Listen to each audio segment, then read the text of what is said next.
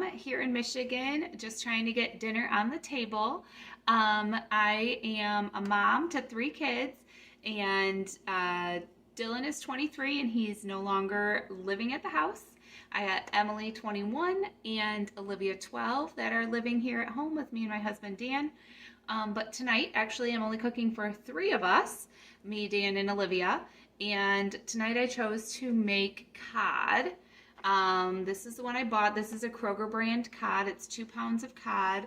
I'm making practically the whole bag. There were 6 pieces in the bag, but I'm going to do 5 of them. I would normally only need to do 4, but one of them was super small, so I thought I'll just go ahead and make it, and maybe somebody will eat it tonight. So I will challenge you, if you don't think you like fish, to try cod. Cod is really delicious. It's a thick, white, flaky fish. And it's really good. Got a very mild flavor, but definitely cod is one for you to try. So let's get into the recipe and show you what I'm going to do with it. I'm going to just move the camera down, I think, to get my workstation. So the cod comes individually wrapped in these packagings. So you gotta open them up. So the one thing I learned the hard way too often in the beginning of my time learning how to cook is I was not thawing the fish out before cooking it. I would start cooking it partially frozen, and it really left all the fish I always cooked partially watery and everything. I think why I thought that is a lot of times I will cook frozen chicken breast from frozen, or they don't need to be all the way thawed out, and it doesn't do the same thing, but your fish, you definitely need to thaw it out. And then you need to open up the packaging and do what I'm doing. I'm laying it just out on some paper towel here because it does give off some moisture, and you don't want it wet when you're cooking it if you buy it frozen. Now, of course, you can buy it fresh, but the prices are going to be better frozen, and in general, cod is not the cheapest fish that you can buy, so I try to save the money by buying it frozen. So I'm going to need some paper towel here. I'm going to lay it out. I'm going to dry it up just like this.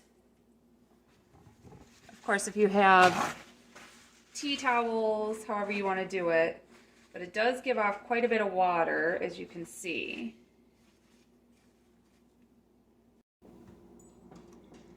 Okay, so here are my pieces of fish, all dried. Put my light on so you could see better. And the recipe that I'm using, these are the seasonings that are going into it. So you're also going to use a tablespoon of flour on the fish, so you mix it in with your seasonings and put it all on top. I here have a half a teaspoon of paprika and a half a teaspoon of onion powder, a quarter teaspoon each of thyme and oregano, but if you only had Italian seasoning, just use 1/2 teaspoon of Italian seasoning. An eighth of a teaspoon of cayenne. Cayenne is spicy, and so you want to use that to your taste. So, you know, we like about 1/8 of a teaspoon, which is not very much, but that's the way we want it. I'm first going to get the butter and oil going in the pan. You're going to use 1 tablespoon of olive oil and 1 tablespoon of butter. When you mix butter and olive oil, the olive oil helps the butter come up to a higher temperature. Butter usually will get smoky. No, that's not paper. Butter can get too smoky at a higher temperature, and you really got to watch it. So if you add the oil first and then the butter on top, they become one, and the oil lets it get a little bit of a higher temperature. And I'm going to put some salt and pepper. I guess I'll do it in the bowl. There we go. And then you're going to mix this. So this recipe is a lemon and herb. I didn't have lemons though, so Mine will be lime. So I think the citrus, will be fine. I really like citrus with my fish of any kind. So we're going to just do a dusting. You don't have a lot here, so it's not a thick coating. It's really just a dusting. It's like you would just dust your seasonings, but it has a little bit of flour in there to give it a little bit more of a texture to it. So I'm going to pat them down on the one side. Now, as you can see here, I have this one really thick, small piece, which is going to take much longer than this thinner piece of cod. So I'm going to just kind of have to watch it. I believe the thinner piece, this is like about 4 minutes on each side would be the right timing for it. But that thicker one, I'm going to say 6 or 7 minutes on each side. Cod is very flaky. So that's how you know that it's done, is it will flake with a fork.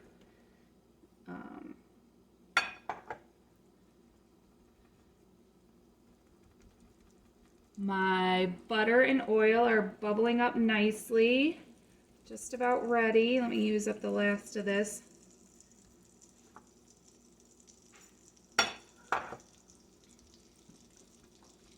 You do want to swirl this around the pan so that it goes all over. Okay. And I'm going to lay the fish down now that the whole pan is coated.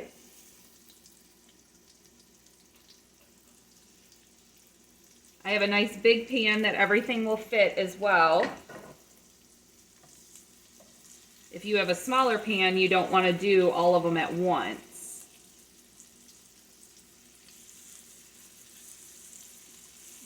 There we go.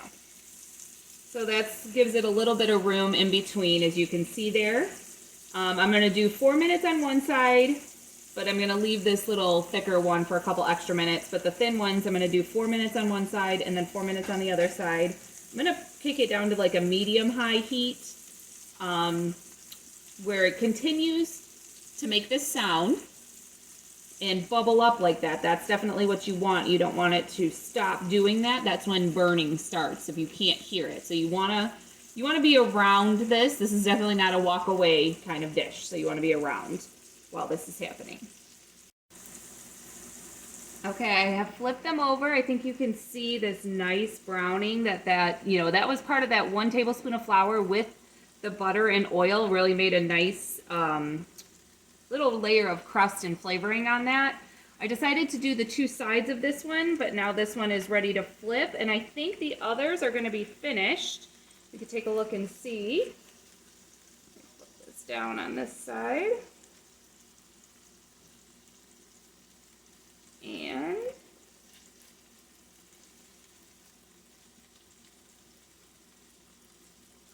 oh, yes, it's definitely flaking apart. You can see all the flakes there. It's looking really good. Also, if you want to use the thinnest spatula you have.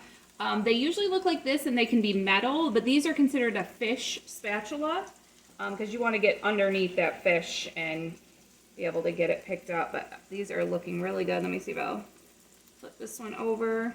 Yep, that is looking really, really good. Now that the fish is coming out, I'm going to turn my pan down. We are going to make a sauce in the pan, but I want to turn it down because I don't want these bits to go too far. This piece of fish kind of broke into 2, so this thinner piece is for sure done. Let me see if this thicker edge, because this one definitely needs a little bit more time as well. I try and get all sides of it down into the heat.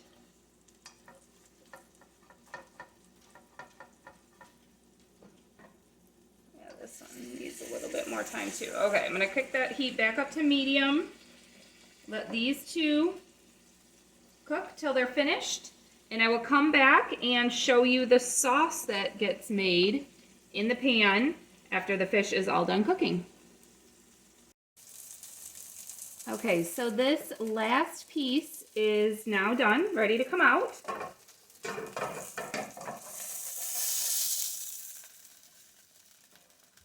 That is good and flaky. Everything looks beautiful. We've got all these beautiful brown bits. I got my heat turned way down because the pan is still hot, but we're gonna make a sauce right here in this pan with these bits. You definitely wanna save those. You're gonna use 5 tablespoons of butter. I'm gonna cut it up into some pieces here so that it melts a little bit faster. Then, if it was to go all in just one piece. There we go. And while that butter goes, we are going to put in some garlic. Garlic and citrus are just traditional flavors that go with fish and that are just delicious. So I've got my jar of garlic. Of course, if you have fresh, you could chop that up. I think I am, so now this butter, I'm ready to put it up back to medium heat. I'm gonna use 1 tablespoon of this garlic. And let that simmer away with that. Of course, butter, garlic, oh my gosh, smells delicious. It's gonna be delicious. This recipe is from cookingclassy.com. I will definitely link it in the description box for you. I'm gonna mix this up. And then when you put your citrus in, so I'm going to use 2 limes. It's probably would be 1 lemon, but these limes are small. I did microwave them for about 10 seconds. And then another trick is you push down and roll it on the countertop so it releases some juices before you squeeze it. Just makes it a little bit easier to squeeze in there. This sauce is looking really, really good. It's got some bits of butter and garlic, and now it's got that lime in there. And that's it. You're just going to pour this over your fish. Just like this.